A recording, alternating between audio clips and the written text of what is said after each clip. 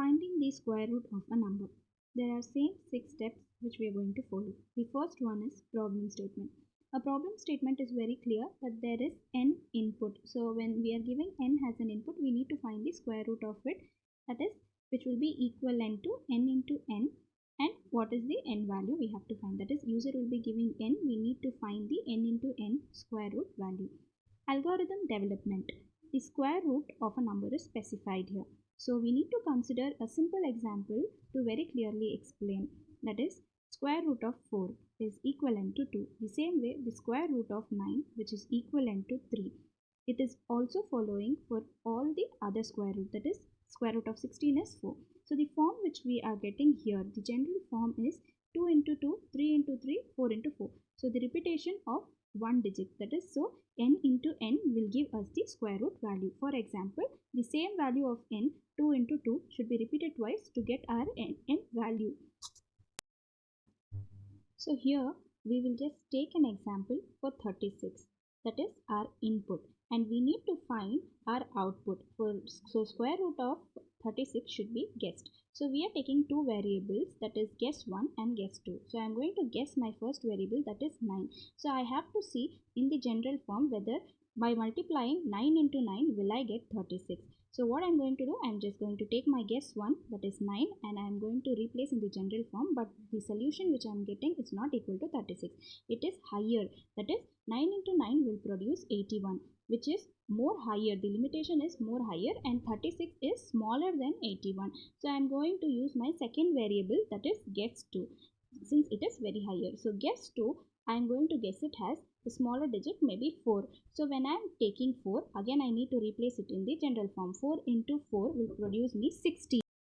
So here it is very clear that 16 is very small, that is 36 is greater than 16. So I need to do a general format to find what is my solution approximately wherein I will get 36. So what I am going to do, I am going to use another form, that is my equation 2, wherein my guess 1 and guess 2 will be added and it will be divided by 2. That is the average of guess 1 and guess 1 will be considered. So 4 plus 9 will give me 13. So when I divide 13 by 2, my approximate solution will result in 6.2. So where I am taking 6.2, if I am cutting off to the proper value, I will get 6 as my solution. So when what I am supposed to do now, I am again supposed to put it in the general form, 6 into 6. So here my approximate solution, 6 into 6 is 36.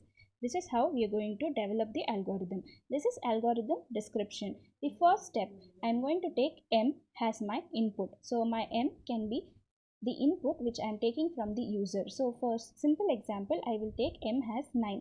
I am going to do all the steps. So square root of 9 should be found here. The second step, I am going to initialize my guess, that is G2 to m divided by 2. So when I am taking G2 and assigning m value is 9 and I am taking the average of it, I am getting the value as 4.5, wherein G2 is holding, the memory cell of G2 is holding 4.5.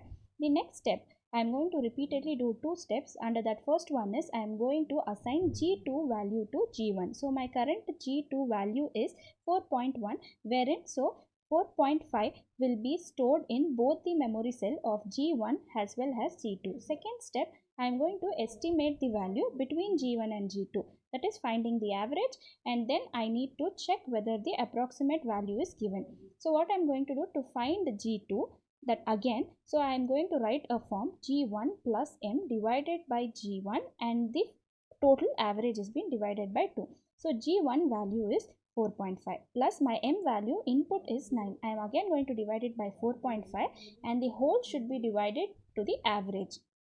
When this results, that is first 4.5 plus 9 will result in 13.5 divided by 4.5, again the whole divided by 2. This is the process we need to continue. So again I am supposed to divide it. When I am dividing, I will be getting 3 divided by 2. So when I am getting 3 divided by 2, the final solution is 1.5. So now the current value of G2 is 1.5.